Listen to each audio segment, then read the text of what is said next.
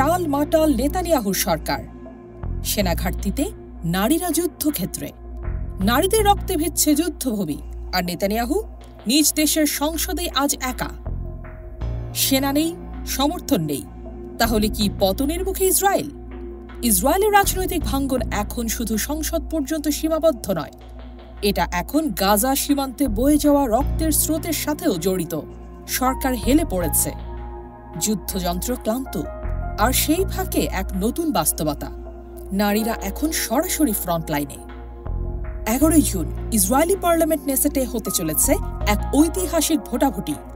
নেতানিয়াহুর সরকার ভাঙ্গার প্রাথমিক পদক্ষেপ হিসেবে এই ভোট।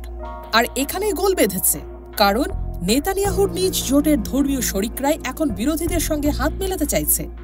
এতটা বিপজ্জনক সংকেত নেতানিয়াহুর রাজনৈতিক জীবনে কখনো আসেনি।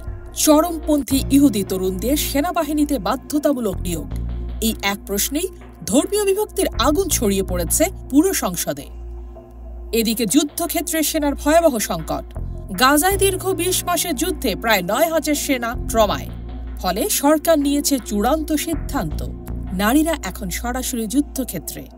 হ্যাঁ, আপনি ঠিকই শুনেছেন, চেক পয়েন্ট নয়, পাহারাদারি নয়, নারীরা আজ লড়ছে গাজা, লেবানন আর সিরিয়ার সীমান্তে বন্দুক হাতে। প্রতি 5 জন ইসরায়েলি সেনার মধ্যে 1 জন নারী। তাহলে কি পুরুষ ধর্মীয় গোড়ারা সেনা দায়িত্ব এড়িয়ে যাবে আর নারীরা জীবন দেবেন ফ্রন্টলাইনে? এই প্রশ্নেই এখন ইসরায়েলের প্রতিটি কণ্ঠে, প্রতিটি ক্যাম্পে।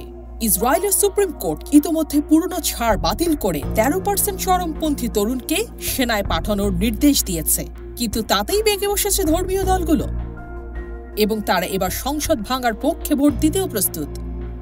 অন্যদিকে বিরোধীরা বলছে এটাই সময় নেতানিয়াহুকে বিদায় জানানোর।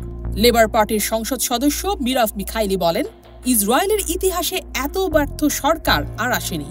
গাজা বন্ধ করো, জিম্মিদের ফেরাও, দেশকে রক্ষা করো। একটা গাজা রক্তাক্ত মাঠে, আরেকটা সংসদের ভেতরে। নেতানিয়াহু চেষ্টা করছেন নিজের ক্ষমতা রক্ষার, কিন্তু সামনে যখন নিজের জোটই বিভ্রান্ত, তখন কিভাবে টিকবেন তিনি?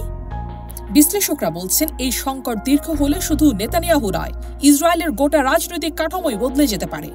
নারীদের হাতে বন্দুক, ধর্মীয় গোষ্ঠীর হাতে সংসদের ভাগ্য। আর এককালে সবচেয়ে ক্ষমতাধর নেতানিয়াহু আজ সবচেয়ে একাকী। এই যুদ্ধে কে জিতবে? গাজায় বন্দুক না সংসদে ভোট?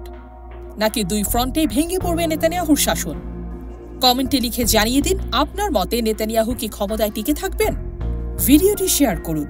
যুদ্ধের এই অজানা সত্য সবাই জানুক।